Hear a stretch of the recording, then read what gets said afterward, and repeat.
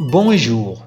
La gestion des affaires publiques préoccupe beaucoup de quotidiens reçus jeudi à l'agence de presse sénégalaise. Source A s'intéresse à l'exécution de la deuxième phase du programme gouvernemental de remplacement des classes de fortune qui tarde à démarrer. Le lot 2 du programme de remplacement des abris provisoires peine à démarrer, affiche Source A. Macky Sall est-il au courant du blocage de l'un de ses programmes phares pour l'éducation, se demande le journal.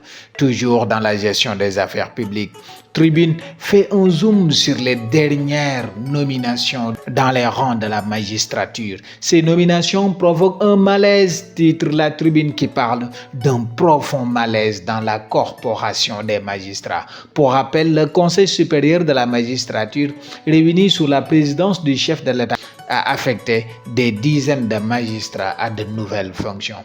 Des magistrats plus gradés que d'autres ont été laissés en rade, constate la publication de 10 médias.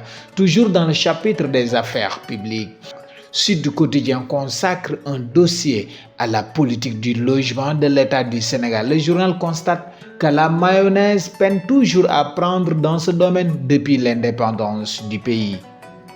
Le journal affirme que les nombreux projets exécutés pour faciliter l'accès au logement ont montré leurs limites. Sud Quotidien cite un exemple, la création de la Société immobilière du Cap-Vert depuis 1950 et le programme de construction des 100 000 logements sociaux mis en œuvre par le gouvernement. Pendant ce temps, Libération révèle que l'autorité de régulation des marchés publics, la RMP, a annulé l'attribution provisoire d'un marché d'acquisition de fournitures et de travaux d'adduction d'eau de la Société nationale des eaux du Sénégal. La RMP reproche à la SONES d'avoir violé les règles garantissant le libre accès à la commande publique selon Libération. Dans le même sujet, Enquête note que les marchés publics sont en quête d'orthodoxie au Sénégal. Malgré les réformes, les entorses à l'orthodoxie continue dans les marchés publics, fait remarquer mon confrère en relayant en même temps la proposition faite par un avocat